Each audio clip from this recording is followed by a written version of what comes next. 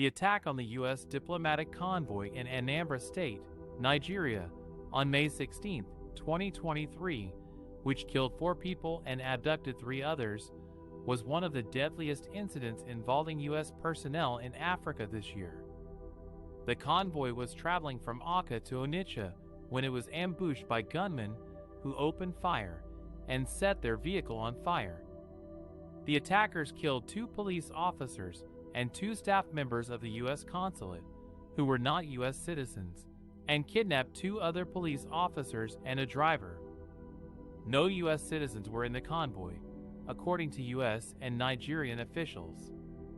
The motive and identity of the attackers are still unknown, but Nigerian authorities have blamed separatist groups that operate in the southeast region, where there is a long-standing demand for an independent state of Biafra.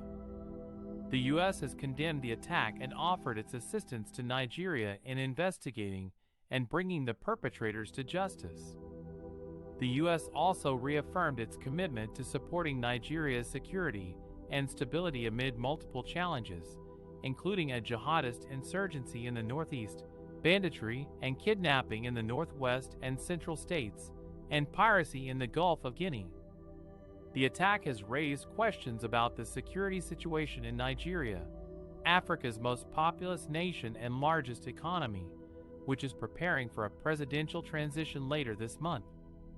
President-elect Bola Tinubu, who won a closely contested election in February, faces enormous expectations to address the country's security woes, as well as its economic and social problems.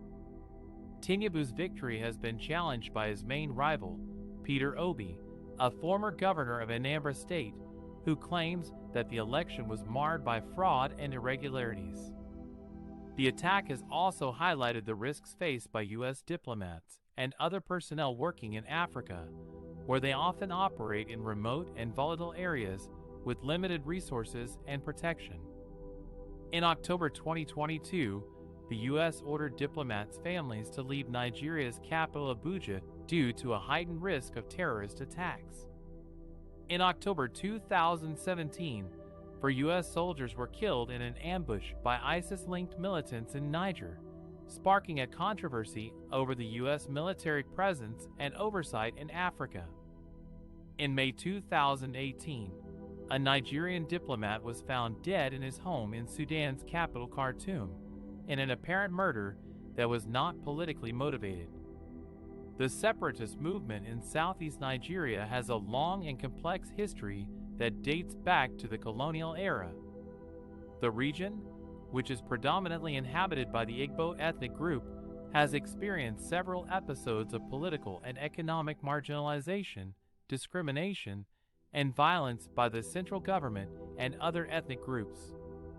The most tragic and traumatic of these episodes was the Nigerian Civil War of 1967 to 1970, which erupted after a group of Igbo army officers declared the independence of the Republic of Biafra from Nigeria.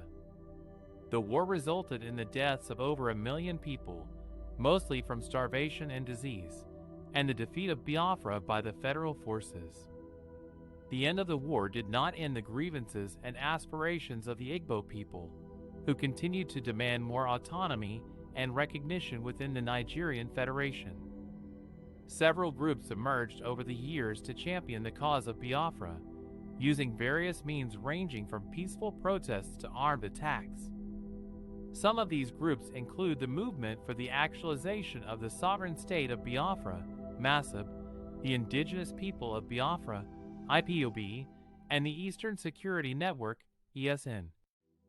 These groups have different ideologies, strategies, and leadership, but they share a common enemy in the federal government, which they accuse of being oppressive, corrupt, and biased against the Southeast.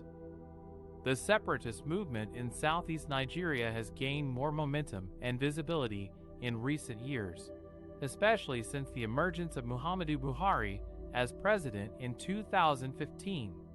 Buhari, who is from the Northern House of Fulani ethnic group, is widely perceived by many Igbo people as being hostile and insensitive to their interests and concerns.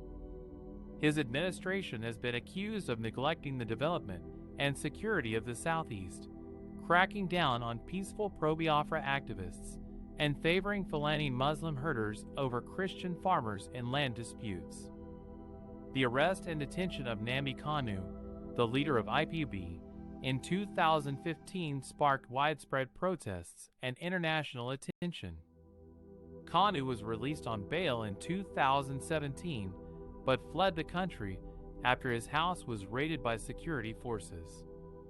He was recently captured in Kenya and extradited to Nigeria to face treason charges.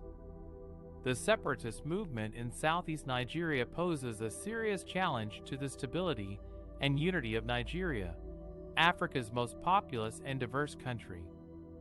The movement has also attracted regional and global attention, especially after the recent attack on a U.S. diplomatic convoy in Nigeria that killed 4 people. The attack was claimed by ESN, which said it was targeting Fulani herders who were allegedly behind a series of killings and kidnappings in the southeast. The U.S. government condemned the attack and expressed its support for Nigeria's territorial integrity and sovereignty. However, some human rights groups and foreign observers have also called for dialogue and reconciliation between the federal government and the separatist groups, as well as respect for the rights and aspirations of the Igbo people. The reaction and response of the U.S. and Nigerian governments to the attack, and the ongoing rescue and recovery operation for the abducted victims. The attack on the U.S. diplomatic convoy in Anambra State has sparked outrage and condemnation from both the U.S. and Nigerian governments. The U.S. National Security Council spokesperson John Kirby said that no U.S. citizens were involved in the attack, but expressed his condolences to the families of the 4 people killed, including 2 personnel from the U.S. consulate and 2 police officers. He also said that the U.S. mission in Nigeria was working with Nigerian security services to investigate the incident.